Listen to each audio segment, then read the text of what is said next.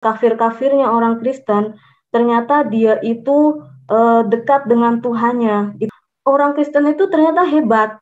Apa yang selama ini saya pikir kafir, selama ini saya kafir penghuni neraka, ternyata enggak. Dalam ibadahnya aja mereka itu bawa Alkitab. Dari ujung sampai ujung, dari sudut sampai sudut, semua saya lihat bawa Alkitab semua jemaat. Nah, lalu dibaca bersama-sama. Di situ saya mikir, dulu saya itu kalau ikut pengajian, kakak saya kan suka diundang ke acara-acara kayak ada Maulud Nabi, Isra Mi'raj, terus dan lain sebagainya, kakak saya suka diundang. Nah, saya ikut. Kalau saya baca, kalau saya mau pengajian, nggak pernah saya bawa kitab suci, Al-Quran, atau turutan, atau hadis Nabi, nggak pernah sama sekali. Pokoknya saya tangan kosong ikut ngaji. Sedangkan orang Kristen, enggak, semua bawa Alkitab. Semua baca Alkitab. Apa yang dikatakan oleh si pengkhotbah, si jemaat tahu, nggak bisa dibohongin gitu. Di situ saya kagum dan takjub lagi mengenai orang Kristen. Lalu lihat ada salib Yesus di pintu rumah. Di situ saya gemetar sekali. Apa ini? Kok ada salib? Berarti ini keluarga kafir, keluarga Kristen. Gimana? Orang Kristen itu kan penghuni dasar neraka, kafir. Kita nggak boleh deket-deket. Kita nggak boleh bersama-sama atau satu rumah ngobrol tuh nggak boleh. Tapi gimana? Tapi saya udah nyampe ke sini, saya nggak mungkin pulang gitu. Tapi akhirnya ya sudah, saya tetap masuk saja ke rumah itu. Saya berlatar belakang dari Muslim, dari semua keturunan keluarga saya itu Muslim, kakek, nenek, buyut semua Muslim. Bahkan di kota kelahiran saya pun semua penduduknya Muslim. Dari kecil, dari bayi, semua saya berada di lingkungan yang Muslim. Tidak ada non-Muslim di kota kelahiran saya. Bahkan saya nggak pernah ketemu atau belum pernah ketemu sama sekali dengan orang yang bentuknya seperti apa, orang non-Muslim itu seperti apa, bentuknya, wujudnya seperti apa, saya tidak pernah ketemu dan belum pernah ketemu. Tapi dari kecil sudah diajarkan bahwa kita harus berpegang pada ajaran kita, yaitu Muslim, Islam, harus kuat imannya, karena kalau orang kafir, terutama orang Kristen itu kafir, menjadi penghuni dasar neraka, karena mereka itu menyekutukan Allah, memperanakan Allah, Allah beranak, begitu. Tetapi sudah tahu bahwa orang Kristen itu menjadi penghuni dasarnya neraka. Kegiatan saya dari kecil sampai dewasa itu selalu ngaji, baca firman Tuhan, baca Al-Quran, sholat 5 waktu, puasa bulan Ramadan, bayar zakat, dan lain sebagainya. Saya mempelajari Al-Quran itu bertahap, dari turutan dulu. Di dalam turutan itu ada pengenalan huruf hijaiyah, dari alif, ba, sampai huruf hamzah, ya.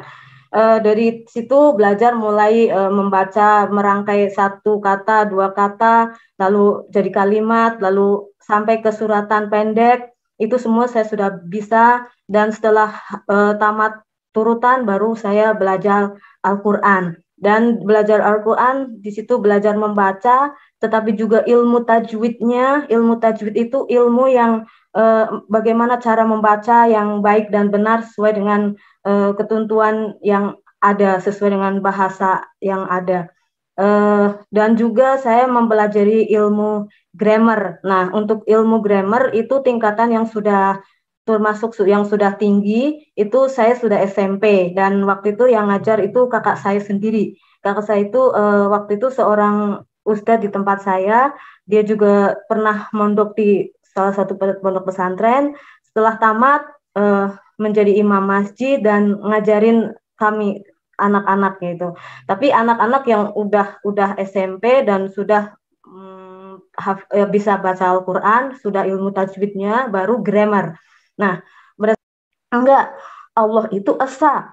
Allah itu tidak beranak dan tidak diperanakkan. Asyhadu alla ilaha illallah wa asyhadu anna Muhammadar Rasulullah. Tidak ada Tuhan selain Allah. Saya mikirnya gitu. Jadi enggak lah, Yohanes 13:16 lewat, saya nggak mau tahu, saya cuma mau bahasa Inggris kok, mau belajar bahasa Inggris, nggak mau belajar isinya. Lalu akulah jalan kebenaran dan hidup, tidak ada seorang pun yang datang kepada Bapa kalau dia melalui aku. Loh, ini ada Bapa, tadi anak, sekarang Bapa. Pantesan orang Kristen itu ditaruh di dasarnya neraka, karena memang mereka memperanakkan Tuhan, menyekutukan Allah, padahal bertentangan dengan ajaran saya. Jadi enggak lah, saya nggak mau ini. Lalu tapi saya masih penasaran dengan ayat yang berikutnya, yaitu yang di bawah kolong langit ini tidak ada nama lain yang olehnya kita dapat diselamatkan. Lalu oke, kok, nah dari situ saya langsung terganggu. Cara pola berpikir saya udah mulai terganggu. Di sisi satu, dia bilang tidak ada Tuhan, akulah jalan kebenaran dan hidup, tidak ada seorang pun yang datang kepada Bapa kalau tidak melalui aku. Tapi ada ayat lain yang menegaskan ayat itu, di bawah kolong langit ini tidak ada nama lain yang olehnya kita dapat diselamatkan. Loh, berarti si Isa Al-Masih siapa ya yang ngomong begini? Ini kan si Isa Al-Masih lah. Isa Al-Masih itu siapa, kok berani ngomong seperti ini? Tapi di sisi lain, otak saya enggak, tidak ada Tuhan selain Allah. Allah tidak diperanakan dan tidak beranak. Akhirnya bertentangan, bergolak. Di pikiran saya, di hati itu bergolak sangat kuat. Akhirnya saya, daripada saya pusing, saya stop dulu. Saya tutup Alkitabnya, saya lalu pergi ke tempat lain. Seiring berjalannya waktu, setiap hari, setiap malam, setiap ini, saya ingat terus, terngiang-ngiang terus dengan ketiga ayat itu. Terngiang-ngiang terus, terutama yang akulah jalan kebenaran dan hidup. Tidak ada seorang pun yang datang kepada Bapa kalau tidak melalui aku. Itu aku terngiang-ngiang terus. Kenapa dia bisa ngomong seperti itu? Siapa dia kok bisa ngomong seperti itu? Maaf ya saya sebutin, Nabi Musa nggak bisa ngomong seperti itu. Nabi Musa itu ke 25 nabi. Nggak ada ngomong begitu. Nabi Adam nggak ada ngomong begitu.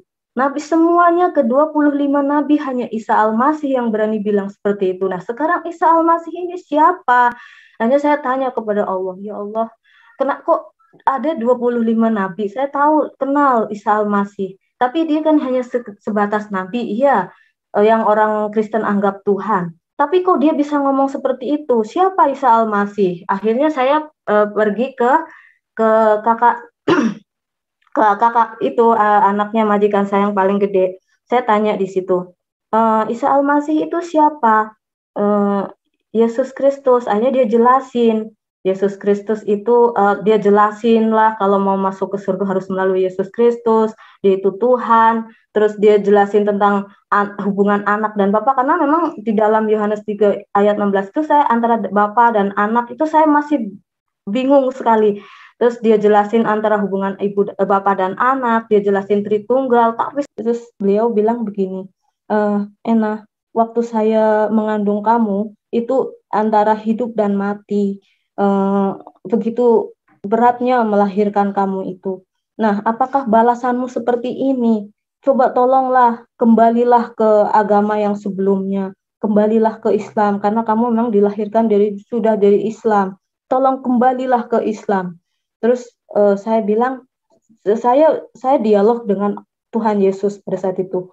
Tuhan Yesus, boleh nggak saya pura-pura masuk Islam lagi, supaya satu, saya juga dapat pertolongan, setidaknya selama saya sakit ini aja, sampai sembuh lah, saya pura-pura Islam, supaya saya dapat kasih sayang dari keluarga saya, supaya nggak disiksa mulu.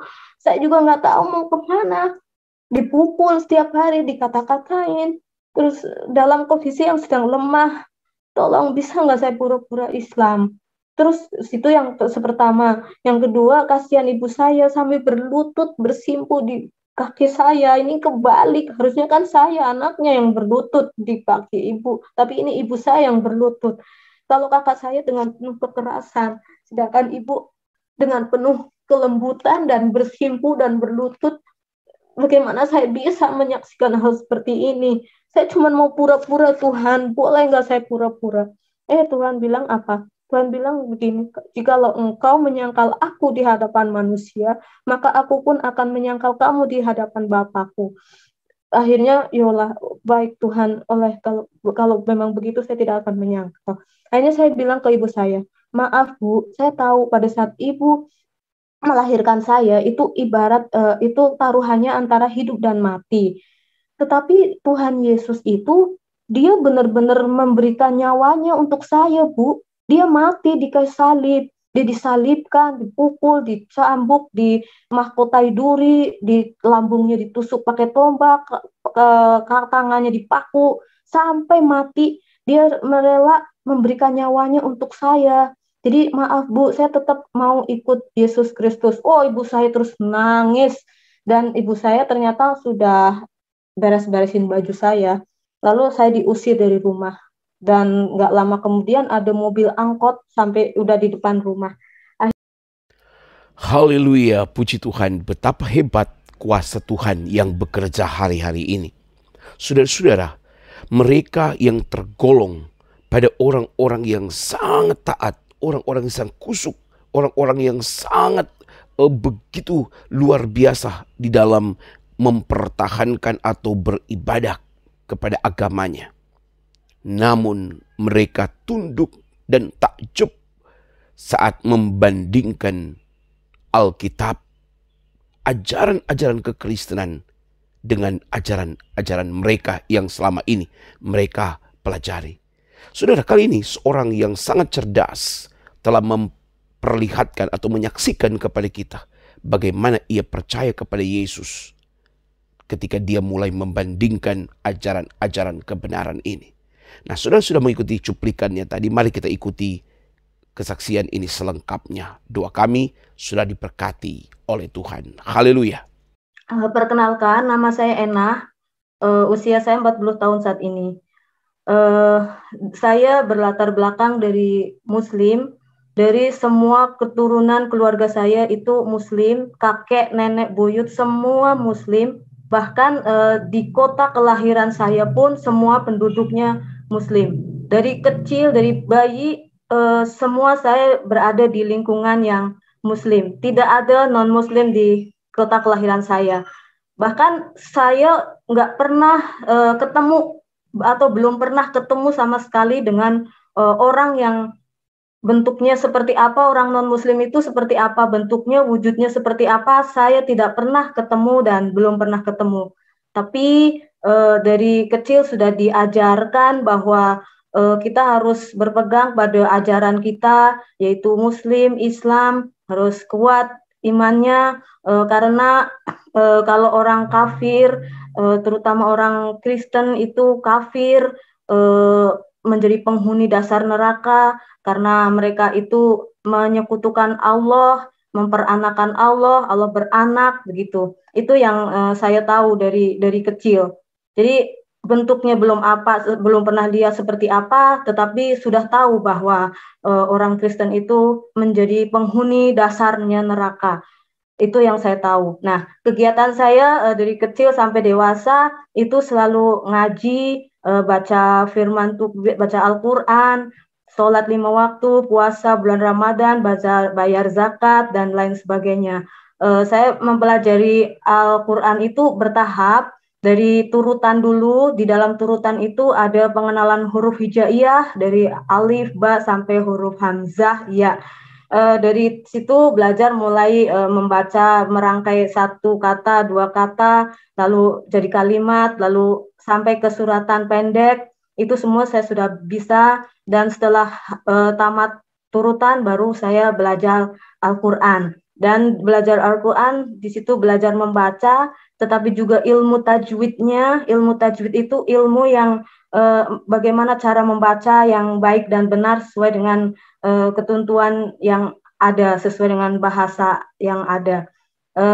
Dan juga saya mempelajari ilmu grammar. Nah, untuk ilmu grammar itu tingkatan yang sudah termasuk yang sudah tinggi, itu saya sudah SMP, dan waktu itu yang ngajar itu kakak saya sendiri. Kakak saya itu waktu itu seorang ustadz di tempat saya, dia juga pernah mondok di salah satu pondok pesantren. Setelah tamat menjadi imam masjid dan ngajarin kami anak-anak gitu.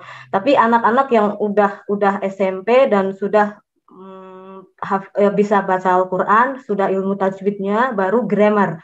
Nah, pada saat itu saya lagi antusiasnya mempelajari grammar, dan saya ada beberapa teman, banyak juga teman-teman saya yang seumuran. Di situ ada teman yang terlihat menonjol gitu ya, tapi kalau saya nggak terlalu, karena saya sekolahnya dari basicnya itu sekolah SD negeri. Kalau teman saya kan ibtidaiyah, sanawiyah, jadi dia begitu pintar, tapi seiring berjalannya waktu, tahu-tahu teman-teman udah pada mulai mulai pergi, mulai membubarkan diri, artinya tidak belajar lagi. Terus saya di situ lama-lama menjadi kayak kok semua pada pergi gitu. Akhirnya saya membubarkan diri, semua pada pergi, nggak ada yang belajar di situ. Terus kemudian saya di kampung nggak jelas lontang-lantung mau ngapain gitu. Sekolah males, mau lanjutin sekolah males, mau lanjutin ilmu agama juga nggak ada temen, saya juga lama-lama males, dan terpengaruh teman-teman yang lain juga yang pada pergi ke, ada yang merantau ke Jakarta, ada yang nikah muda dan lain sebagainya.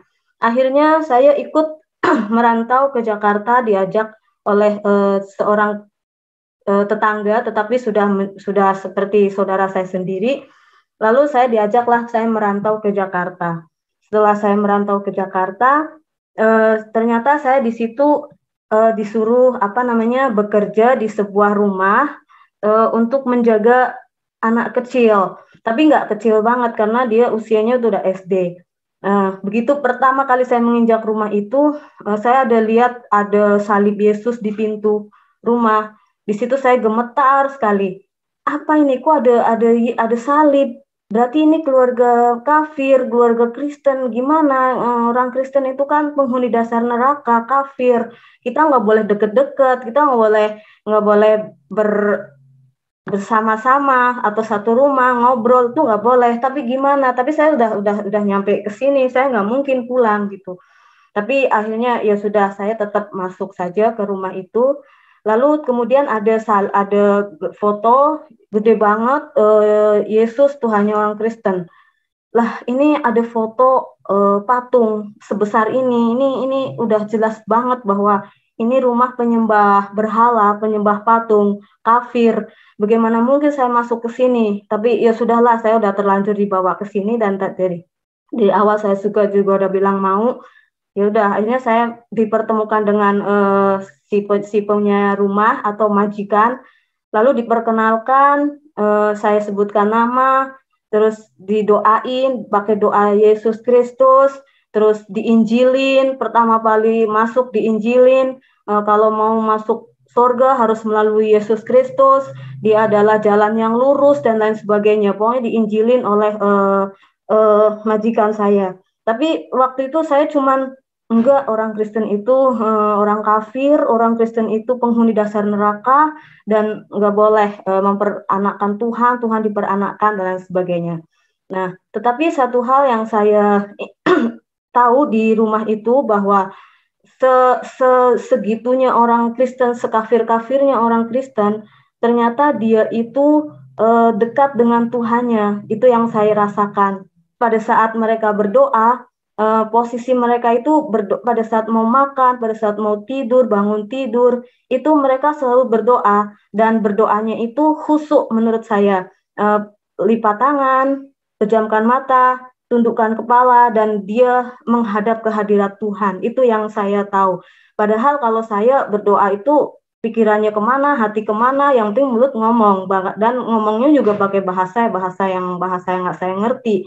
Tapi mereka enggak, walaupun mereka Kristen, walaupun mereka kafir, tetapi justru mereka dekat dengan Tuhan. Dan apakah iya Tuhan mereka itu berupa patung yang seperti gambar yang saya lihat tadi?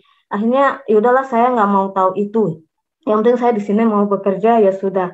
Lalu saya tetap diinjilin, setiap hari diinjilin. Nah, suatu masa saya harus ke gereja karena untuk mengantar anak yang saya asuh, anak yang saya momong, saya harus ke gereja. Lalu saya ke gereja hari Minggu, saya ke gereja, saya ikut ibadah umum, pertama yang saya masuk di gereja, saya gemetar, saya takut, tetapi saya juga di sisi satu saya bekerja, di sisi lain saya takut dengan agama saya tukar dengan Tuhan saya. Lalu ya sudah, saya memberanikan diri untuk ikut ibadah, dan pertama yang saya pikirkan pada saat ibadah, di situ bergabung antara laki-laki dan perempuan dicampur jadi satu. Di situ saya, ini ibadah kok kayak konser, ada alat musik, musiknya berisik, bising, laki-laki perempuan gabung jadi satu. Tetapi ya sudahlah, saya nggak mau terlalu komentar banyak. Terus saya ikutin aja tata cara ibadahnya. Dan saya lihat ada seorang pendeta naik ke mimbar sambil membawa Alkitab. Pada waktu itu setahu saya mungkin Injil, karena kan kitabnya orang Kristen itu Injil. Jadi saya tahu itu Injilnya orang Kristen, dibaca di situ. Dan seorang pengkhotbah bilang, saudara-saudara yang kekasih, mari kita buka bersama-sama Alkitab kita. Dan dia baca apa, tapi saya nggak tahu pada saat itu. Lalu dibacalah, beliau bilang, saya baca surat ayat yang pertama, yang kedua jemaat, dan yang terakhir mari kita baca bersama-sama. Nah, dari situ saya mikir, orang Kristen itu ternyata hebat. Apa yang selama ini saya pikir kafir, selama ini saya kafir penghuni neraka, ternyata enggak. Dalam ibadahnya aja mereka itu bawa Alkitab. Dari ujung sampai ujung, dari sudut sampai sudut, semua saya lihat bawa Alkitab semua jemaat. Nah, lalu dibaca bersama-sama. Di situ saya mikir, dulu saya itu kalau ikut pengajian, kakak saya kan suka diundang ke acara-acara kayak ada Maulud Nabi, Isra Mi'raj, terus dan lain sebagainya, kakak saya suka diundang. Nah, saya ikut.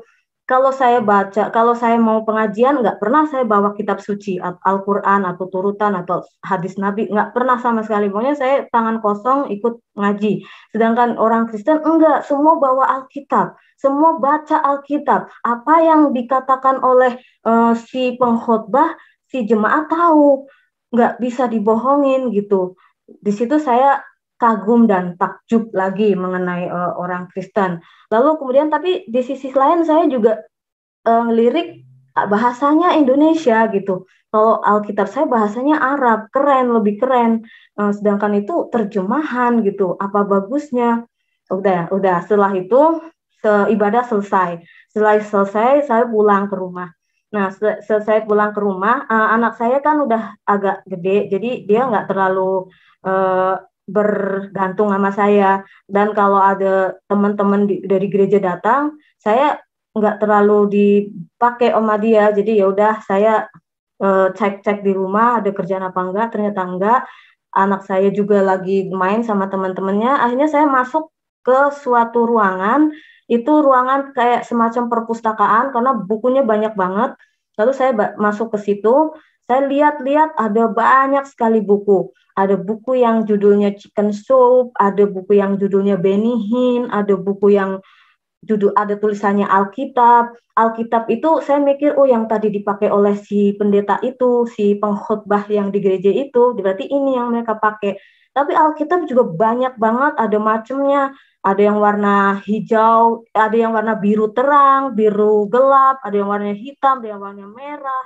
Terus ada yang bahasa Indonesia, ada yang bahasa Inggris, ada yang bilingual gitu.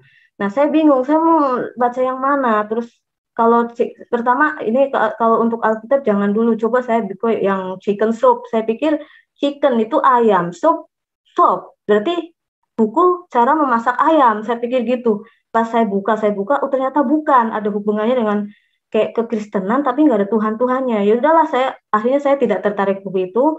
Untuk Benny Hinn saya juga tidak tertarik, tetapi untuk Alkitab saya tertarik.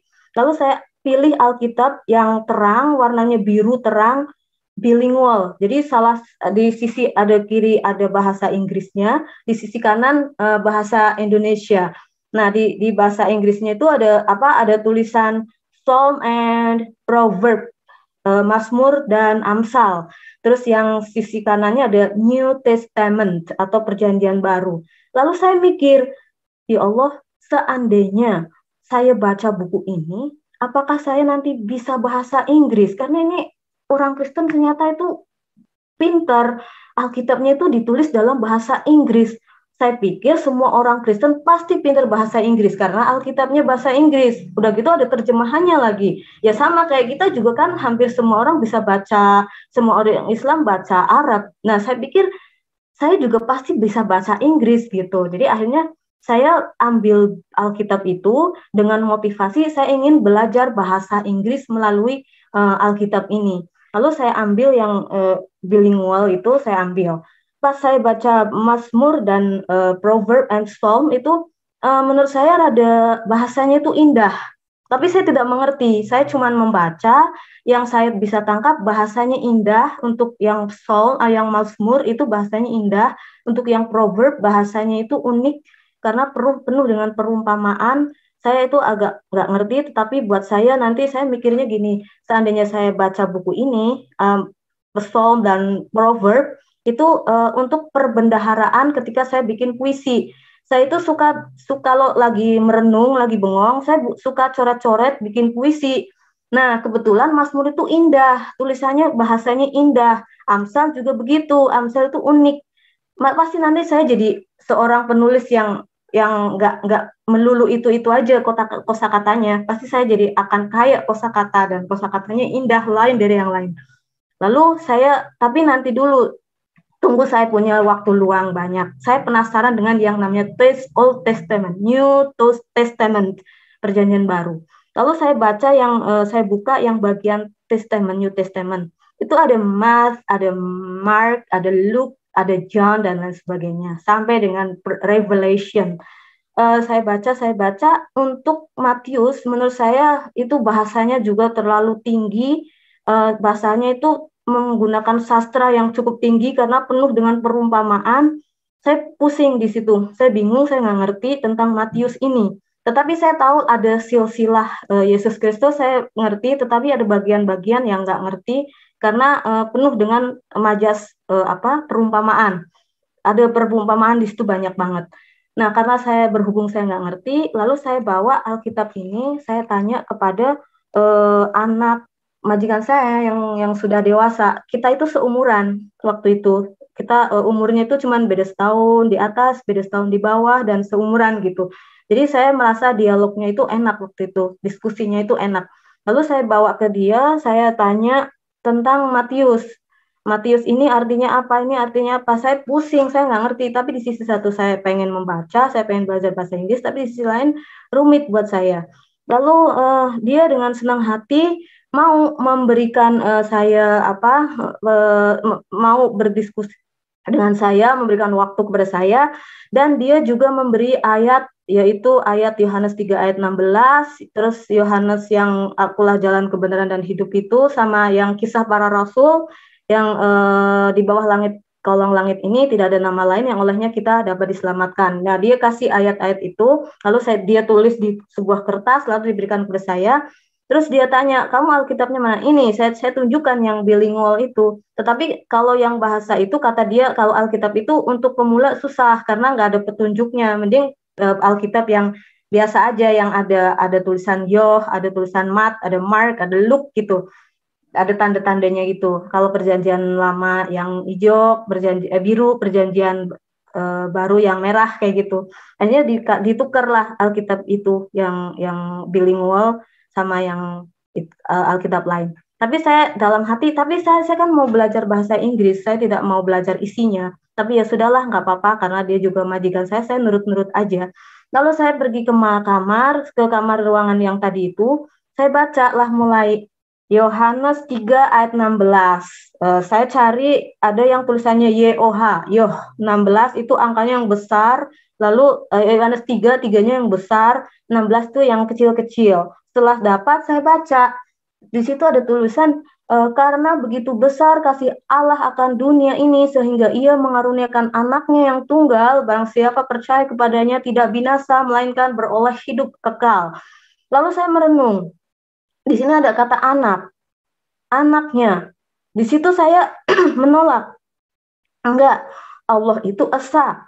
Allah itu tidak beranak dan tidak diperanakkan. asyhadu alla ilaha illallah wa asyhadu anna muhammadar rasulullah. Tidak ada Tuhan selain Allah. Saya mikirnya gitu. Jadi enggak lah, Yohanes 13:16 lewat. Saya nggak mau tahu. Saya cuma mau bahasa Inggris kok. Mau belajar bahasa Inggris, nggak mau belajar isinya. Lalu kemudian dia dikasih lagi di bawahnya yang Yohanes yang berkata, Akulah jalan, kebenaran, dan hidup. Tidak ada seorang pun yang datang kepada Bapa kalau dia melalui aku. Loh, ini ada Bapa. Tadi anak, sekarang Bapa. Pantesan orang Kristen itu ditaruh di dasarnya neraka. Karena memang mereka memperanakan Tuhan, menyekutukan Allah, padahal bertentangan dengan ajaran saya. Jadi enggak lah, saya enggak mau ini. Lalu tapi saya masih penasaran dengan ayat yang berikutnya, yaitu yang di bawah kolong langit ini tidak ada nama lain yang olehnya kita dapat diselamatkan. Lalu oke, kok nah dari situ saya langsung terganggu. Cara pola berpikir saya udah mulai terganggu. Di sisi satu dia bilang tidak ada Tuhan, akulah jalan, kebenaran, dan hidup, tidak ada seorang pun yang datang kepada Bapa kalau tidak melalui aku. Tapi ada ayat lain yang menegaskan ayat itu. Di bawah kolong langit ini tidak ada nama lain yang olehnya kita dapat diselamatkan. Loh, berarti si Isa Al-Masih siapa ya? Yang ngomong begini ini kan si Isa Al-Masih. Lah, Isa Al-Masih itu siapa? Kok berani ngomong seperti ini? Tapi di sisi lain otak saya enggak, tidak ada Tuhan selain Allah. Allah tidak diperanakan dan tidak beranak. Akhirnya bertentangan, bergolak. Di pikiran saya, di hati itu bergolak sangat kuat. Akhirnya daripada saya pusing, saya stop dulu. Saya tutup Alkitabnya, saya lalu pergi ke tempat lain. Seiring berjalannya waktu, setiap hari, setiap malam, setiap ini, saya ingat terus, terngiang-ngiang terus dengan ketiga ayat itu. Terngiang-ngiang terus, terutama yang akulah jalan, kebenaran, dan hidup. Tidak ada seorang pun yang datang kepada Bapa kalau tidak melalui aku. Itu aku terngiang-ngiang terus. Kenapa dia bisa ngomong seperti itu? Siapa dia kok bisa ngomong seperti itu? Maaf ya saya sebutin, Nabi Musa nggak bisa ngomong seperti itu. Nabi Musa itu ke 25 nabi. Nggak ada ngomong begitu. Nabi Adam nggak ada ngomong begitu. Nabi semuanya ke-25 nabi, hanya Isa Al-Masih yang berani bilang seperti itu. Nah, sekarang Isa Al-Masih ini siapa?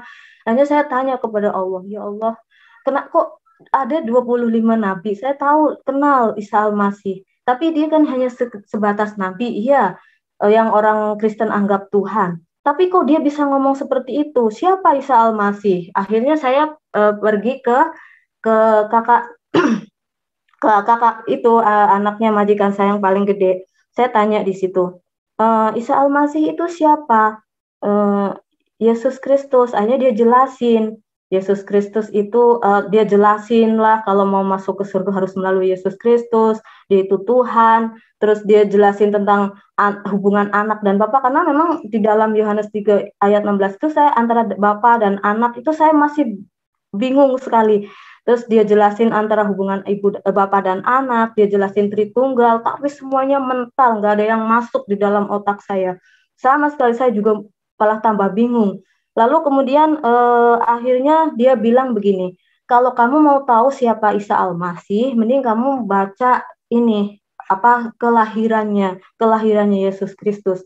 Lalu saya dikasih tahu, kamu harus baca ini. Lalu saya baca di dalam Matius yang tentang kelahiran Yesus Kristus. Nah, di situ saya baca yang saya dapatkan dari pembacaan itu gini, pada waktu Maria masih bertunangan dengan Yusuf, datanglah seorang malaikat kepadanya dan berkata bahwa Maryam, engkau akan melahirkan seorang anak laki-laki dan berilah dia nama Yesus. Lalu terjadilah si Maryam mengandung, lalu kemudian lahir dan lahirlah Yesus. Nah, di situ saya baru antara hubungan antara anak dan bapak baru mulai nyeklek. Jadi gini, posisi Maryam pada saat itu masih bertunangan dengan Yusuf, belum menikah. Mereka juga dikatakan sebagai si Maryam ini dikatakan sebagai gadis suci, gadis yang masih perawan. artinya belum pernah disentuh oleh laki-laki, tetapi dia hamil mengandung Yesus Kristus yang adalah malaikat juga bilang bahwa itu adalah roh Allah itu sendiri. Roh Allah itu sendiri masuk ke dalam tubuhnya si Maryam, lalu kemudian lahirlah Isa Al-Masih. Dari situ saya merenung, oh pantesan Isa Al-Masih itu dianggap Tuhan oleh orang Kristen. Ya memang karena dia 100% Allah, 100% Tuhan. Karena gini, saya ingat waktu SD, saya belajar tentang perkembangbiakan makhluk hidup. SD kelas 6, lalu dilanjutkan SMP kelas 1, SMP kelas 2, sampai ke SMP, itu kita belajar tentang biologi. Nah, saya ingat, pada saat kita mempelajari tentang makhluk hidup, makhluk hidup itu berkembang biak, itu melalui proses yang dinamakan seksual. Untuk binatang, dan juga manusia. Tetapi yang saya bahas di sini manusia.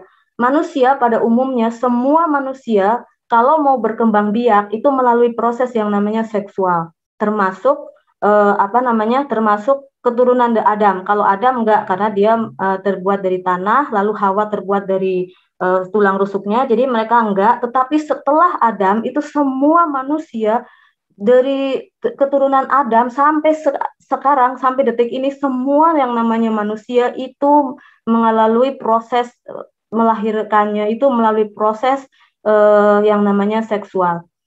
Di sini bukan mau porno, tetapi memang ini pelajaran biologi. Dan seksual itu apa? Pertemuan antara sel telur dengan sel jantan. Sel telur itu ovum, sel jantan itu sperma. Lalu bertemu. Dan setelah bertemu terjadilah pembuahan. Dan pembuahan ini disebut dengan zigot. Nah, di dalam zigot itu ada DNA manusia.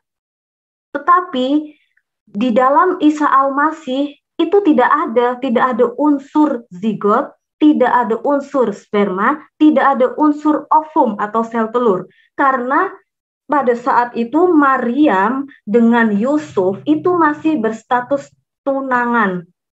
Itu saya mikirnya gitu.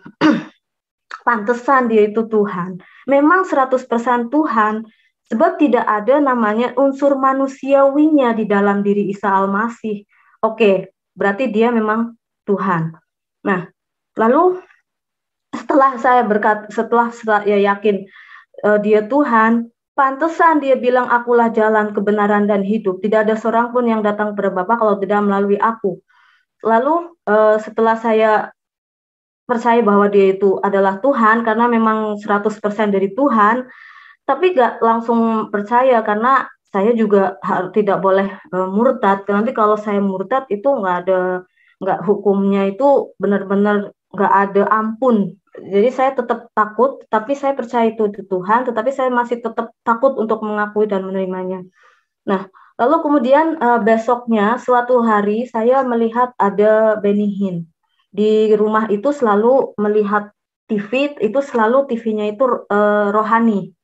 Khotbah-khotbahnya Benny Hinn, lagu-lagu puji-pujian gitu. Nah, kebetulan saya lagi nonton dan nontonnya Benny Hinn. Dan Benny Hinn kebetulan bahas tentang Yohanes 3 ayat 16. Yohanes berapa tuh yang bilang akulah jalan kebenaran dan hidup, tidak ada seorang pun yang datang kepada Bapa kalau tidak melalui aku. Itu dibahas oleh Yohanes. Lalu setelah itu setelah itu si kan Benny Hinn bilangnya pakai bahasa Inggris, tetapi sama ada penerjemahnya. Dia bilang kalau kita mau ke Tuhan itu harus melalui perantara. Karena kita adalah orang yang berdosa, nggak bisa orang berdosa itu melihat Tuhan. Sama kayak ibarat Allah itu ibarat sumur. Kita nggak akan bisa ngambil air sumur langsung nyemplung ke sumur, mati yang ada. Begitu juga dengan kita nggak bisa datang langsung kepada Allah tanpa melalui perantara. Dan perantaranya itu ya Allah itu sendiri yang masuk ke dalam rahimnya si Maryam, tetapi bukan memakai sel telurnya Maryam, tidak. Sel telur Maryam tidak dipakai untuk kelahiran Yesus, enggak. Dia itu 100% roh. Dia cuma pinjam perutnya doang. Perutnya Maryam dipinjam sebagai media, tetapi tidak ada unsur tidak memakai ovumnya Maryam atau sel telur, tidak. Oke. Nah, setelah itu baru berarti saya punya perantara ada dua, yaitu Isa Al-Masih atau Muhammad. Karena saya itu kalau mau ikut Isa Al-Masih, saya harus menjadi murtad, harus kafir. Dan kalau murtad, kalau kafir itu dosanya besar, tidak ada pengampunan. Di situ saya mulai bingung dan nangis. Akhirnya saya bilang kepada Allah, saya berdoa, saya sholat, ambil wudhu, sholat, terus saya juga bersimpuh. Setelah sholat, saya bersimpuh, saya mohon kepada Allah, tolong, kalau memang Isa yang harus saya jadikan sebagai perantara, tolong tunjukkan kepada saya. Karena memang saya tidak bisa datang ke Allah langsung kalau tidak melalui perantara. Nah, sekarang perantaranya itu kalau dulu-dulu kan Musa, Ibrahim, dan lain sebagainya. Nah, untuk sekarang itu ada dua sosok antara Muhammad dan Isa. Mana yang harus saya pilih? Setelah saya berdoa, baru setelah saya berdoa, saya ikut nonton The Passion of Christ. Waktu itu menjelang Paskah. Jadi saya nonton di situ di gereja. Di gereja ada merayakan pemuda nonton pas The Passion of Christ, lalu saya ikut nonton. Nah, di situ perjalanan Yesus Kristus, kematiannya Yesus Kristus itu di situ dipertontonkan. Dan setelah pulang dari sana, saya juga baca Alkitab, disuruh baca Alkitab tentang penderitaan kematian Yesus di kayu salib. Lalu berarti saya sudah mendapatkan kelahiran dan kematian Isa Al-Masih. Waktu kematian itu saya agak rancu karena di ajaran yang sebelumnya dia itu tidak dimatikan, tapi langsung naik ke surga.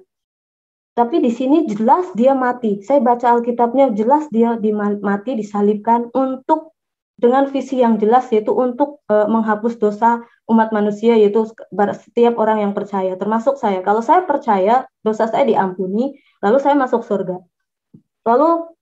Dan saya juga selalu berdialog dengan majikan saya. Jadi setiap hari didoain, setiap hari didengerin firman Tuhan, diinjilin, dan lain sebagainya.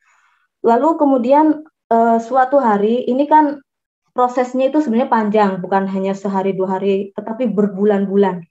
Setelah saya nonton film The Passion of Christ, membaca Alkitabnya juga, lalu saya mengambil keputusan bahwa ya saya mau ikut Yesus, saya percaya Yesus. Setelah melalui proses yang begitu cukup panjang, sekian bulan prosesnya. Setelah Paskah, saya masuk ke kamar, saya ketok pintu kamarnya anak majikan saya. Lalu saya bilang kalau saya mau terima Yesus sebagai Tuhan dan Juru Selamat, tetapi saya tidak mau langsung menyebut Tuhan Yesus, biarlah saya menyebutnya Isa Al-Masih aja, Tuhan Isa Al-Masih atau Isa Al-Masih Putra Maryam gitu. Lalu iya boleh. Akhirnya pada pagi hari jam 9, tanggal 9 bulan April 2003, akhirnya saya dituntun untuk terima Yesus sebagai Tuhan dan Juru Selamat. Lalu setelah saya terima Tuhan dan Juru Selamat, saya diajarin, saya udah nggak boleh kerja lagi di situ, udah nggak kerja, tapi belajar Alkitab. Jadi setiap hari saya belajar Alkitab bersama-sama dengan orang yang ada di gereja. Dia datang ke rumah khusus ngajarin saya. Setiap hari itu, saya nggak boleh kerja lagi. Nah, setelah saya sudah mantap iman saya percaya Yesus Kristus sebagai Tuhan dan Juru Selamat, saya mengaku dengan mulut, percaya dengan hati. Lalu kemudian saya pulang kampung karena di rumah ada sesuatu, saya disuruh pulang, akhirnya saya pulang. Tapi sebelum saya pulang, memang saya digebeng sama ayat-ayat firman Tuhan setiap hari, dari hari Senin sampai hari Sabtu, minggunya ke gereja. Setelah singkat cerita, saya pulang kampung. Dan setelah saya nyampe di rumah saya nggak keluar saya Kristen, saya enggak, saya juga takut, saya diam aja, saya bawa Alkitab, Alkitab saya simpan di lemari. Pokoknya saya simpan dan usahakan jangan ada orang yang tahu. Dan saya juga berdoa juga nggak yang seperti orang Kristen pada umumnya. Dan ketika mereka suruh sholat, ya saya sholat. Tetapi saya dalam waktu sebelumnya itu saya usahakan supaya saya hafal doa Bapa Kami, dan puji Tuhan saya bisa menghafal sekaligus dua bahasa, bahasa Inggris dan juga bahasa Indonesia, karena saya tetap baca bahasa Inggrisnya. Jadi saya hafal dua. Nah, begitu saya sholat, saya baca Bapa doa kami. Jadi saya sujud, ruku, takbir, sujud, ruku gitu.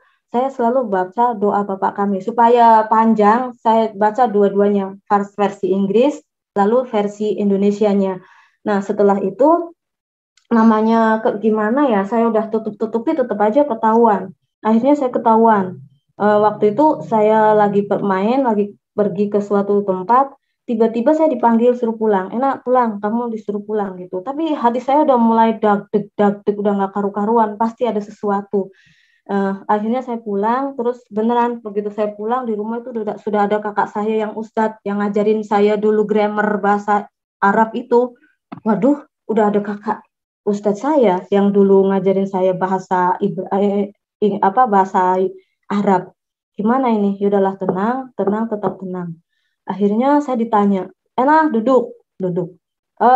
Akhirnya saya ditanya, kamu Kristen? Waduh, kok dia tahu? Dari mana dia tahu saya Kristen?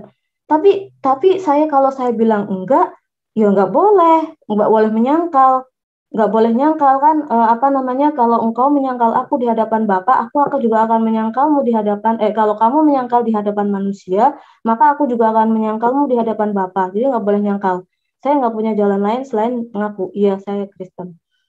Dia langsung teriak, mukanya merah, nangis. Dia nangis, kakak saya yang laki-laki. Dia teriak kenceng banget, nangis, dan terus akhirnya dia bilang, saya tanya sekali lagi, apakah kamu Kristen? Iya, saya Kristen. Akhirnya dia nangis lagi dan dia bangkit dari tempat duduk, dia ngancam mau dibunuh. Dia bilang pakai bahasa Jawa, tak pateni kok enak. Terus dia ke arah dapur mau ambil parang, kan di dapur setiap kali rumah di kampung aku ada parang yang disisipin di tempatnya. Lalu mau diambil untuk membunuh. Ya saya pikir, dan ya puji Tuhan sebelumnya kan saya di rumah majikan itu udah nggak kerja, belajar,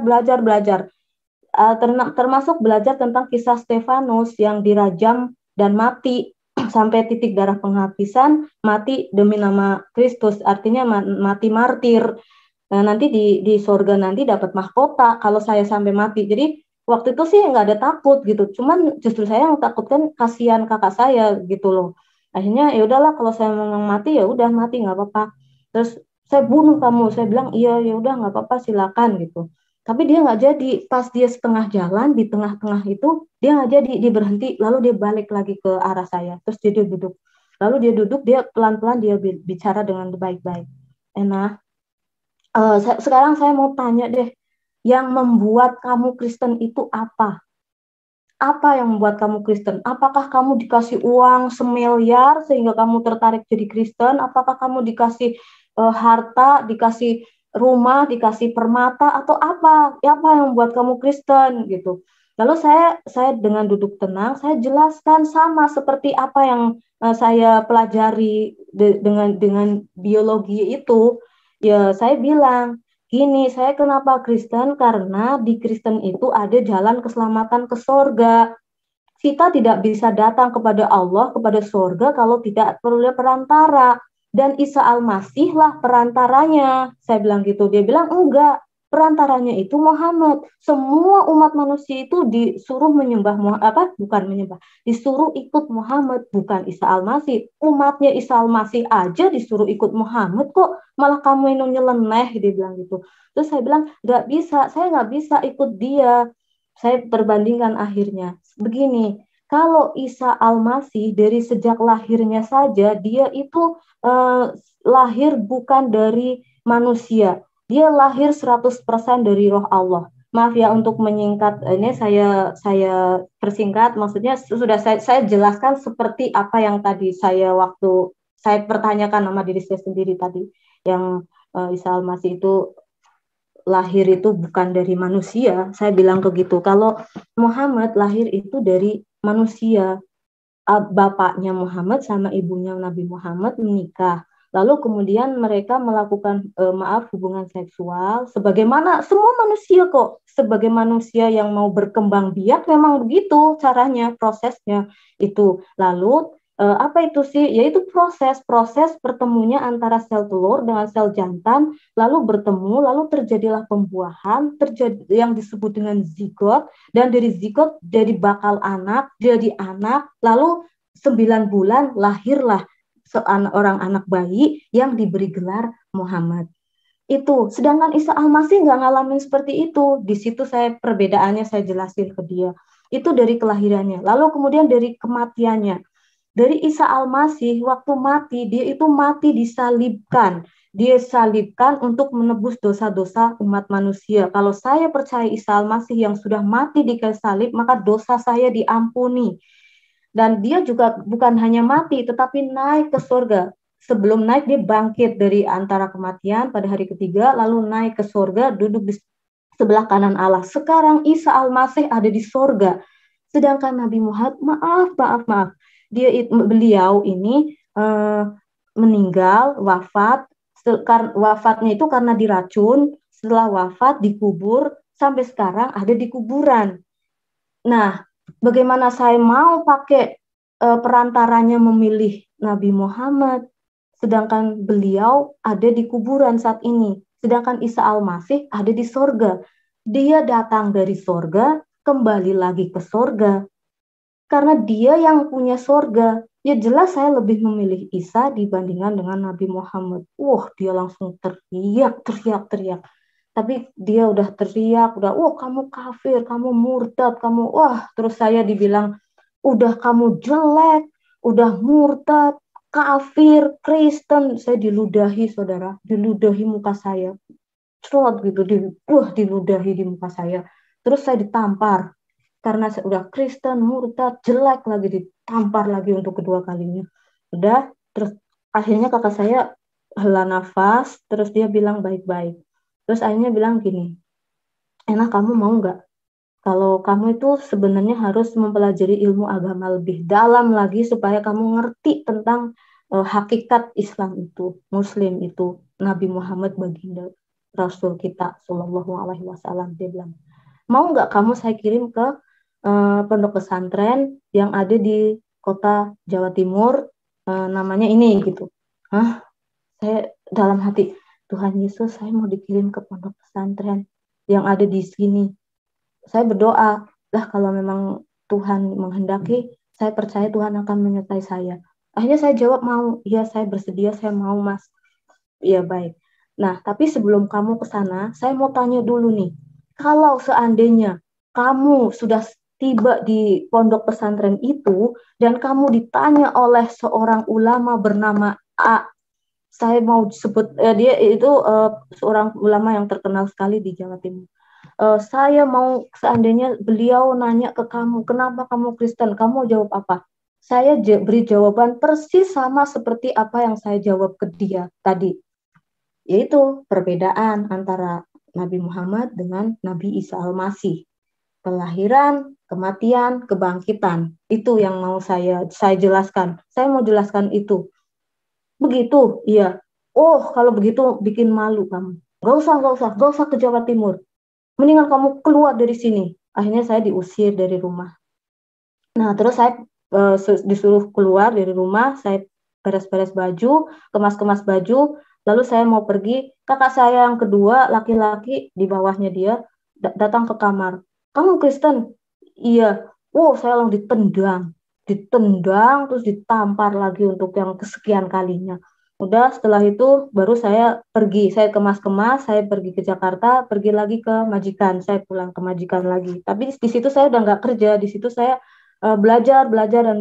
Saya ikut retreat di Puncak, saya ikut SOM, Sekolah Orientasi Melayani, dan lain sebagainya.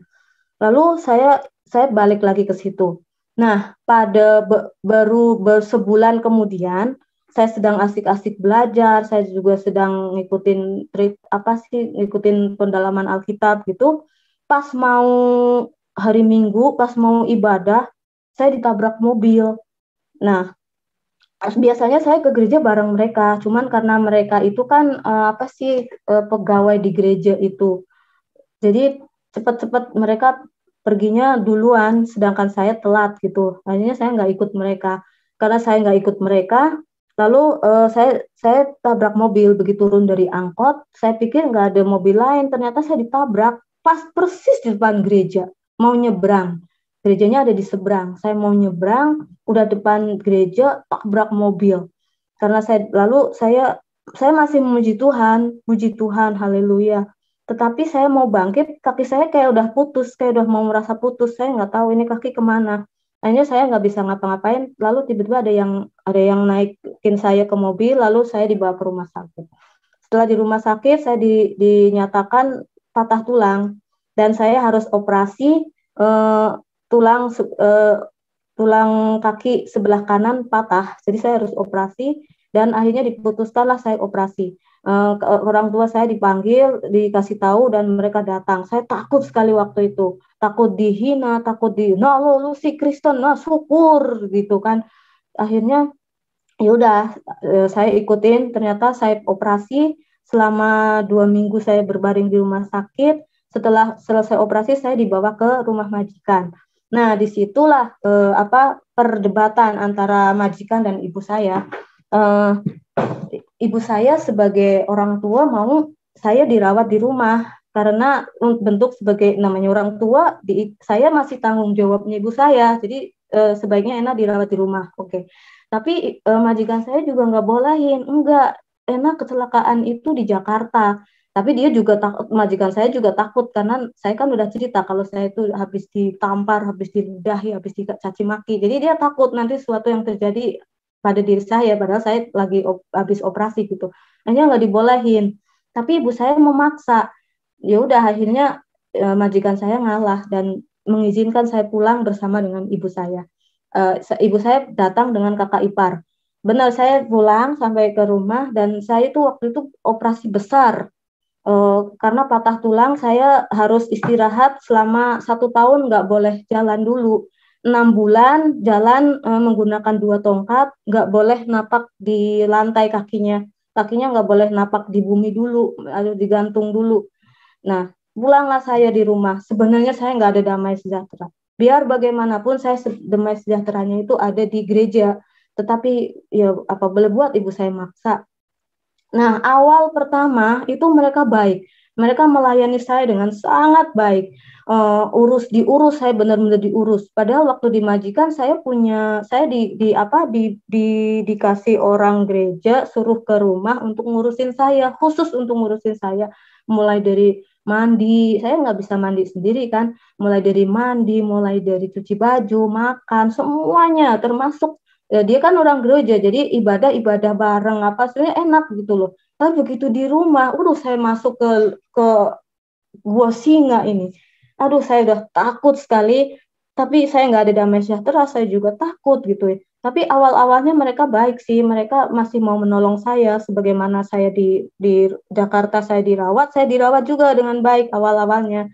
Mau makan diambilin, mau mandi, waktu itu rumah saya belum pakai jet pump, jadi kalau mau mandi harus nimba nimba air pakai airnya itu nimba dulu. Itu yang nimba itu adik saya nimba. Jadi adik saya yang ngambilin air, adik saya yang nyuci baju, adik saya yang ngasih makan. Pokoknya semua keperluan saya tercukupi di awal-awalnya. Nah, ternyata itu kan pas bebarengan dengan Natal dan Lebaran waktu itu. Jadi seluruh anggota keluarga saya kumpul di situ. Semua awal-awalnya baik, tapi lama-kelamaan hinaan, cercaan, cacian, makian itu semua silih berganti datangan setiap hari. Setiap hari saya dicaci maki, setiap hari saya dipukul, setiap hari saya dihina, diludahi, dikata-katain udah jelek, Kristen, murtad, itu kata-kata itu udah kenyang. Terus suatu hari kakak saya perempuan itu dia ambil tongkat saya diambil, terus dia bilang gini ke adik saya, kamu kan suka bantuin dia ngambil air, nyuciin baju, mandiin, ngasih makan, sekarang nggak usah, biar dia Yesusnya dia aja yang bantuin. tongkatnya diambil, terus dibilang, heh enak Kristen, kafir, udah jelek kafir, coba minta bantuan sama Yesus kamu, nih tongkatnya saya ambil, mandi sendiri, nimba sendiri, nyuci baju sendiri, makan sendiri, minta bantuan Yesus, sekarang juga minta cepat, jalan kaki cepat dari situ tempat tidur ke sumur, saya mau lihat Yesus kamu, mampu nggak Yesus kamu menolong kamu? Saya nggak jawab apa-apa kan, cepat jawab, makin saya diam, dia makin kalap, akhirnya dipukullah saya pakai tongkat, kena di punggung, dipukul sampai membabi buta, jebret gitu. Ya udah, akhirnya saya terima aja, saya nggak bisa ngomong apa-apa. Saya mau keluar, lah saya kan nggak bisa keluar rumah. Saya kan pakai tongkat. Itu baru beberapa bulan setelah operasi, saya masih harus fisioterapi juga, nggak bisa, nggak, karena kakinya kan digantung, lurus digantung selama berbulan-bulan, jadi untuk bisa elastis, bisa nekuk itu susah banget. Jangankan untuk itu, jangan untuk jalan gitu. Akhirnya ya udah, saya hanya berdoa. Saya nggak berani baca Alkitab karena itu benar-benar gue singa banget. Saya nggak bisa baca Alkitab. Kalau lihat saya lagi baca Alkitab bisa dia berangus. Ya, akhirnya saya nggak bisa baca Alkitab. Tapi puji Tuhan, jadi jauh-jauh hari sebelum, puji Tuhan, majikan saya memberi fasilitas saya belajar mempelajari Alkitab banyak-banyak. Bahkan pasca operasi saya juga belajar Alkitab. Jadi walaupun saya nggak bisa baca Alkitab pada saat itu, tetapi firman yang sudah pernah saya baca itu yang menghibur saya. Sedang saya lagi sedih-sedihnya, Tuhan bilang, penderitaan yang kamu alami tidak melebihi kekuatan kamu. Terus tidak ketelanjangan, tidak kesusahan, itu tidak ada yang bisa memisahkan antara kasihmu dengan kasih Allah. Kasih Allah tidak bisa memisahkan antara kasihmu dengan kasih Allah. Tidak itu ketelanjangan, tidak itu kesengsaraan, tidak itu penderitaan. Itu yang saya menghibur saya, akhirnya saya bisa kuat. Nah, setelah itu hari-hari itu terus saya jalanin dengan penuh hinaan, cacian, makian. Nah, di puncaknya ibu saya datang ke kamar saya itu sekitar habis habis zuhur, sholat zuhur. Saya juga habis mandi, sholat zuhur, terus saya belum dikasih makan sore, baru makan siang doang. Tiba-tiba ibu saya datang ke kamar saya. Terus seorang ibu lutut bersimpuh di kaki saya. Ini kebalik, harusnya kan saya sebagai anak, tetapi ini enggak. Ibu saya yang bersimpuh, yang berlutut di kaki saya. Sambil menangis-nangis, sambil mengurai air mata, terus beliau bilang begini, Ena, waktu saya mengandung kamu itu antara hidup dan mati. Begitu beratnya melahirkan kamu itu. Nah, apakah balasanmu seperti ini? Coba tolonglah, kembalilah ke agama yang sebelumnya. Kembalilah ke Islam, karena kamu memang dilahirkan sudah dari Islam. Tolong kembalilah ke Islam. Terus saya bilang, saya dialog dengan Tuhan Yesus pada saat itu. Tuhan Yesus, boleh nggak saya pura-pura masuk Islam lagi supaya satu saya juga dapat pertolongan, setidaknya selama saya sakit ini aja sampai sembuh lah, saya pura-pura Islam supaya saya dapat kasih sayang dari keluarga saya, supaya nggak disiksa mulu. Saya juga nggak tahu mau kemana, dipukul setiap hari, dikata-katain, terus dalam kondisi yang sedang lemah. Tolong bisa nggak saya pura-pura Islam? Terus itu yang pertama. Yang kedua, kasihan ibu saya sampai berlutut bersimpuh di kaki saya. Ini kebalik, harusnya kan saya anaknya yang berlutut di kaki ibu, tapi ini ibu saya yang berlutut. Kalau kakak saya dengan penuh kekerasan, sedangkan ibu dengan penuh kelembutan dan bersimpuh dan berlutut. Bagaimana saya bisa menyaksikan hal seperti ini? Saya cuma mau pura-pura, Tuhan, boleh nggak saya pura-pura? Tuhan bilang apa? Tuhan bilang begini, jikalau engkau menyangkal aku di hadapan manusia, maka aku pun akan menyangkal kamu di hadapan Bapakku. Akhirnya, yolah, baik Tuhan, kalau memang begitu saya tidak akan menyangkal. Akhirnya saya bilang ke ibu saya, maaf Bu, saya tahu pada saat ibu melahirkan saya itu ibarat itu taruhannya antara hidup dan mati. Tetapi Tuhan Yesus itu Dia benar-benar memberikan nyawanya untuk saya, Bu. Dia mati di kayu salib. Dia disalibkan, dipukul, dicambuk, dimahkotai duri, di lambungnya ditusuk pakai tombak, tangannya dipaku, sampai mati. Dia rela memberikan nyawanya untuk saya. Jadi maaf Bu, saya tetap mau ikut Yesus Kristus. Oh, ibu saya terus nangis.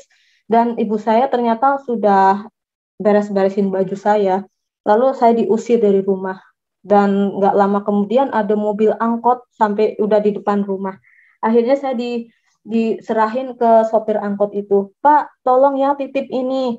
Anak bawa sampai ke terminal. Dia bilang gitu. Akhirnya ya saya ikut naik angkot itu. Dan tasnya itu besar banget, isi baju sama Alkitabnya nggak di nggak ditinggal tapi dimasukin ke situ.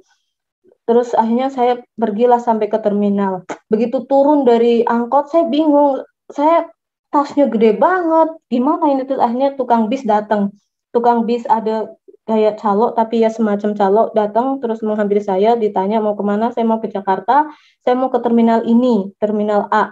Tolong antar saya ke sana. Iya, akhirnya barang saya dinaikin ke bis. Tapi saya mau naik ke bis itu nggak bisa karena kan di bis itu tinggi. Terus ada undak-undakan, tapi undak-undakannya itu tanggung, nggak lebar, nggak panjang.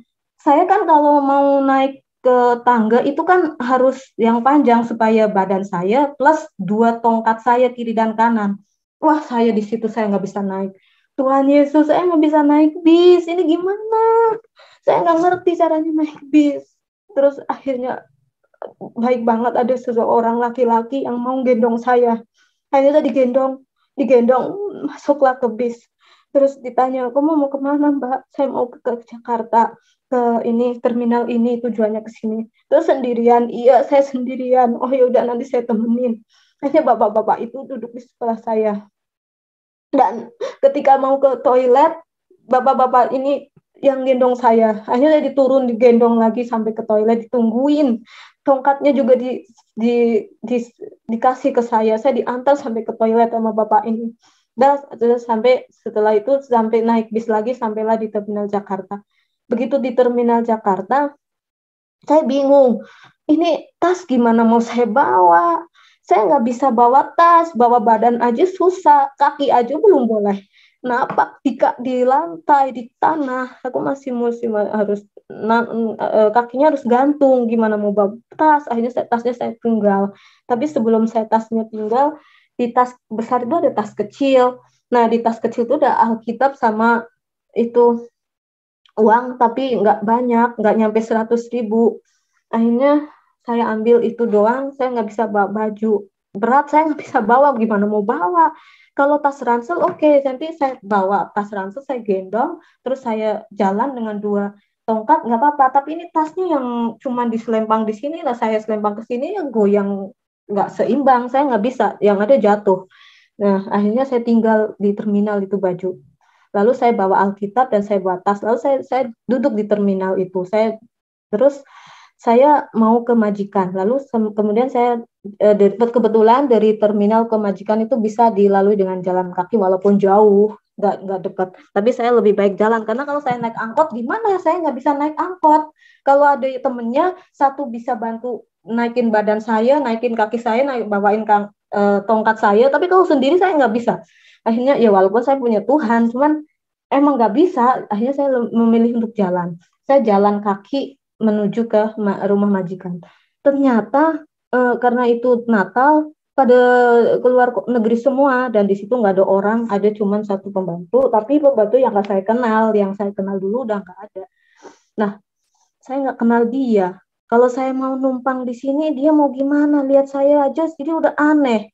Kita nggak saling kenal. Aduh, handphone belum punya, zaman zaman tahun 2003 saya belum punya handphone, dan mau hubungin juga hubungin kemana saya juga nggak tahu. Nomor HP saya nggak punya, saya cuma punya nomor rumah tapi nomor HP nggak tahu. I lost contact, saya bingung. Akhirnya daripada saya di situ ngerepotin itu teman, kecuali kalau ada majikan, oke, saya mau balik, tapi kalau nggak ada saya malu. Akhirnya saya balik lagi ke terminal. Nah, begitu sampai terminal, saya duduk-duduk di terminal itu sambil baca Alkitab. Saya mau mau lapar, saya lapar ya. Dari kemarin kan saya nggak makan. Terakhir makan saya jam 12 siang. Sore belum sempat dikasih makan udah diusir. Nggak dikasih bekal makanan lagi. Terus gitu saya lapar, ya saya mau beli pakai uang itu, saya takut kalau misalkan saya kan tinggal di terminal, mau mau ke toilet aja saya harus bayar. Lah kalau saya makan nanti saya bolak-balik toilet uangnya habis. Saya gimana? Akhirnya yaudah saya tahan. Saya tahan diri, saya tidak makan, saya tidak minum. Tapi pas jam 12 siang, jadi kan saya berarti puasa berapa? 24 jam. Dari jam 12 siang kemarin ini udah jam 12 lagi. Oh, saya di situ saya bingung sekali. Tuhan, eh nah, karena saya lapar, saya baru di situ mikir, Tuhan, kok mereka jahat sekali ya? Kok mereka tega sekali membuang saya, tidak tidak bawa makanan, tidak bawa bekal uang yang cukup. Ini cuman uang nggak nyampe 100.000 lah. Saya nggak tahu di terminal saya mau berapa lama.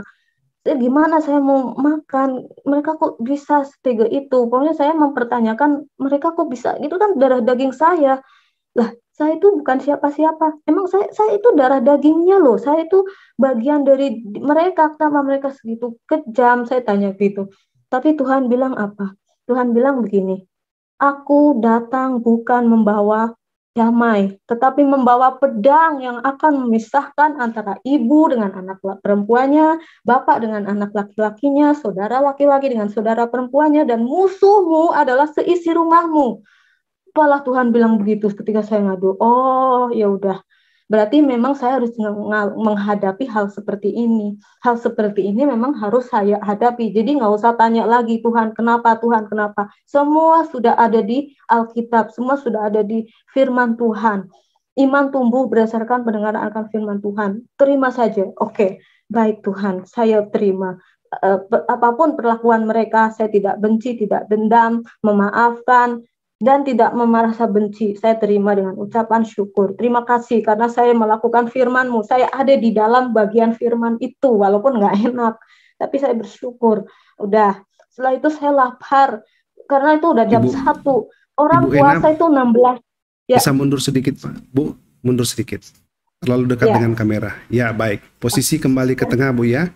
Oke. ya. Baik. Saya, Silakan. oke. Lanjut. Saya udah jam 1 siang. Saya haus, saya lapar. Lalu kemudian saya bilang lagi ke Tuhan, Tuhan, ini udah jam 12 siang. Kemarin saya makan itu jam 12. Sekarang udah jam 12, 24 jam. Biasanya saya dulu puasa Ramadan itu 16 sampai 15 sampai 16 jam, itu udah paling banyak. Ini udah 24 jam. Saya takut.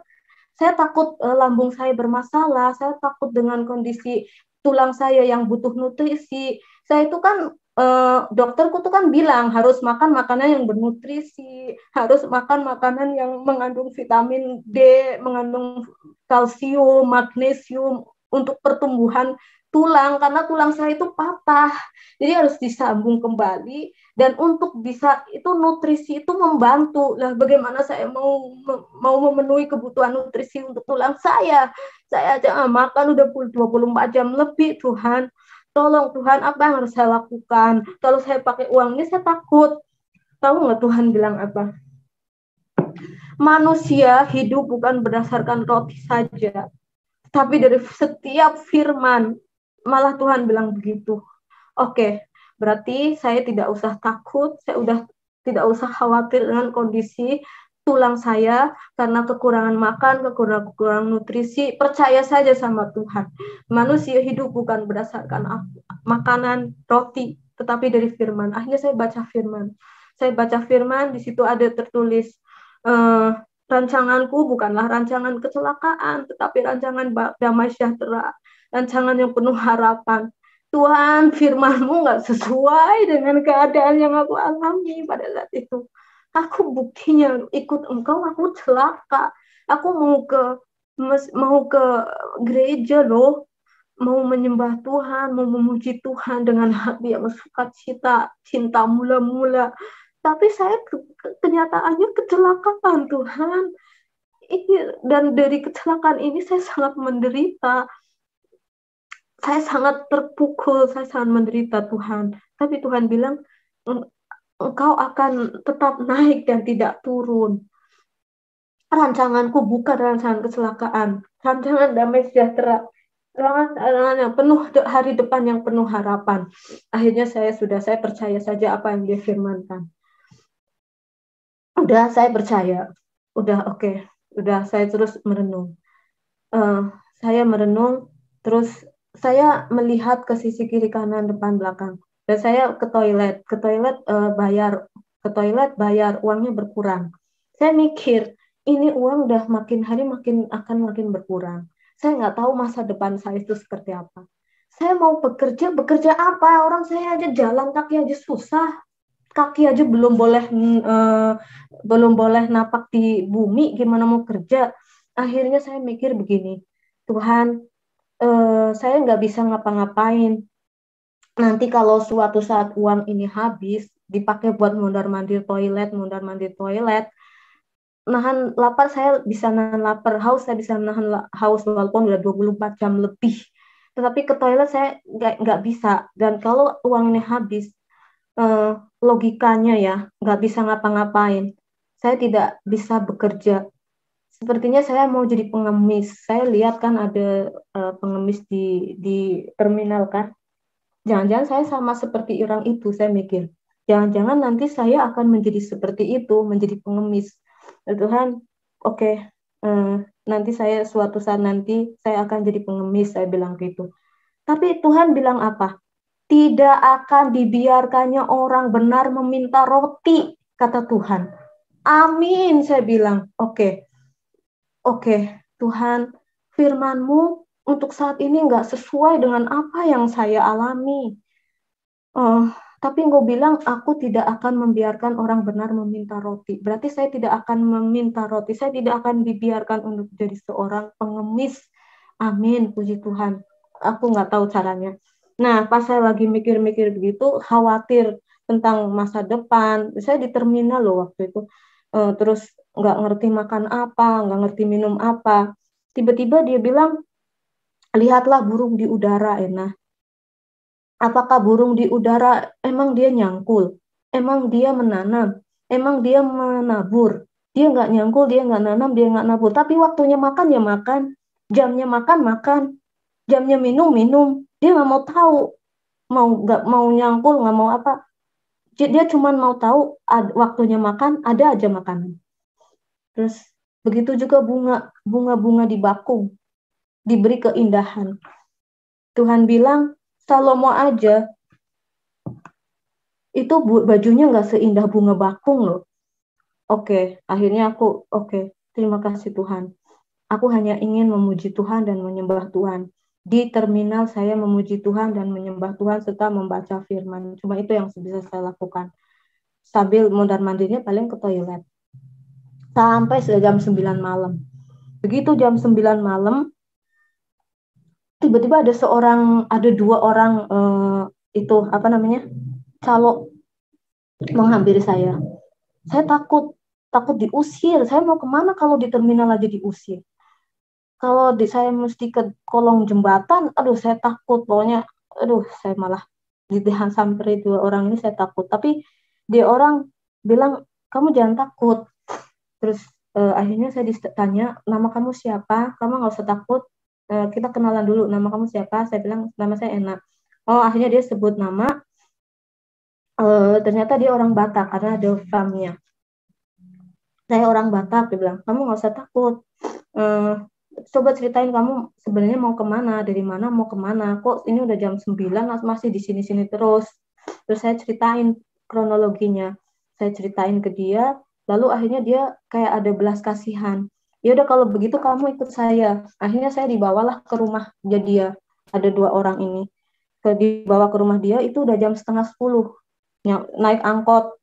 Nah kalau naik angkot ada temennya saya bisa, karena kan ada yang megangin, ada yang bantu. Saya bisa naik turun angkot sama mereka berdua. Setelah tiba di rumah mereka, saya disuruh mandi. Emang dari pagi kan saya belum mandi. Mandi itu kemarin pas di rumah.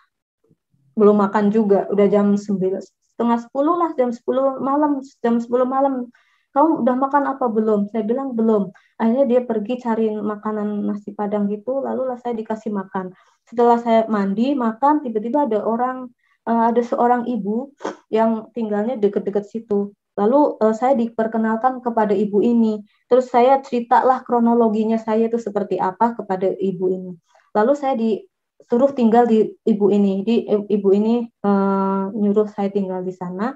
Lalu saya tinggal di ibu itu sampai saya bisa jalan, saya bisa jalan. Setelah saya bisa jalan, lalu saya diberikan kepada apa namanya, disuruh tinggal di gereja. Saya disuruh tinggal di gereja. Di situ ada jemaat gereja itu yang orangnya ya lumayan, secara ekonomi lumayan berada gitu. Saya diperkenalkan sama orang itu, salah satu jemaat itu, terus ngobrol-ngobrol, akhirnya ditanya, kamu mau sekolah nggak? Dia bilang gitu. Sekolah mau, maksudnya kuliah. Dia bilang, kamu mau nggak kuliah? Mau, saya mau gitu. Terus kamu kalau mau kuliah mau ambil jurusan apa? Dia bilang gitu. Saya bilang, kalau saya mau kuliah, saya mau ambil Alkitab karena saya mau memberitakan Injil. Jadi supaya saya tambah ilmunya, tambah ngerti firman Tuhan banyak, lalu saya menceritakannya ke orang gitu. Saya bilang gitu. Terus dibilang, kok enggak deh, jangan Alkitab dulu, kamu harus sekolah sekuler dulu. S1-nya sekuler, lalu S2-nya baru Alkitab. Sama kayak saya juga gitu. Saya sekolahnya pertama di sekuler, baru saya S2-nya ambil Alkitab. Kamu seperti saya ya? Iya, ya udah kamu persiapan dulu, kamu harus kuliah. Kalau enggak dia sarankan saya masuk UI gitu. Terus ijazah kamu bawa enggak? Bawa. Nah, ambil. Nah, saya kan di ibu saya itu waktu itu bawain saya ijazah, Alkitab sama uang sedikit. Di tas kecil itu saya ambil ada ijazahnya. Pas dilihat ijazah SMP. Loh, kok ijazah SMP? Iya, saya kan tamatnya cuma sampai SMP. Saya pikir kamu anak tamatan SMA, makanya saya tawarin kuliah. Lah kalau SMP ya nggak bisa, dibilang gitu. Oh ya udahlah, nggak usah, nggak jadi juga nggak apa-apa. Terus akhirnya dibilang gini, tapi nggak apa-apa deh, kamu ambil juga. Terus ada orang yang bilang, sekarang kan ada kejar paket C setara dengan SMA, bisa aku ambil itu. Oh yaudah, bagus. Akhirnya saya ambil paket C, tetapi sebelumnya saya les dulu di eh, SMU terbaik di Jakarta Selatan. Saya ambil sekolah di situ, cuman setahun intensif gitu. Saya beli buku semua mata pelajaran SMA kelas 1, 2, 3. Saya langsung memilih IPS supaya gampang. Akhirnya saya belajar itu buku IPS, bahasa Inggris, bahasa Indonesia. Untung saya baca Alkitab. Jadi ketika baca pelajaran bahasa Inggris kelas 3 SMP, SMA, 1 2 itu di SMA itu membantu. Aduh, puji Tuhan banget. Jadi bahasa Inggris nggak mengalami kendala karena saya udah sering baca Alkitab bahasa Inggris itu. Nah, akhirnya saya ikutin bahasa Inggris itu. Nah, untuk mata pelajaran matematika saya butuh bantuan orang. Akhirnya saya didatangkan guru dari lulusan matematika UI. Lalu saya digembleng di situ. Udah beberapa tahun di situ. 2 tahun kalau nggak salah. Saya digembleng gitu. Dapatlah saya ijazah paket C. Setelah itu saya juga disuruh les piano, les musik, les vokal gitu. Saya disuruh les. Jadi waktu untuk ujian masuk UI, ujian grade naik kelas dari kelas 1 ke kelas 2 piano sama vokal itu barengan jadi satu. Keder saya, bingung apa yang mau saya pelajari. Nah, setelah itu saya malah nggak fokus, akhirnya nggak diterima dua-dua. Di UI nggak dapet, di piano juga.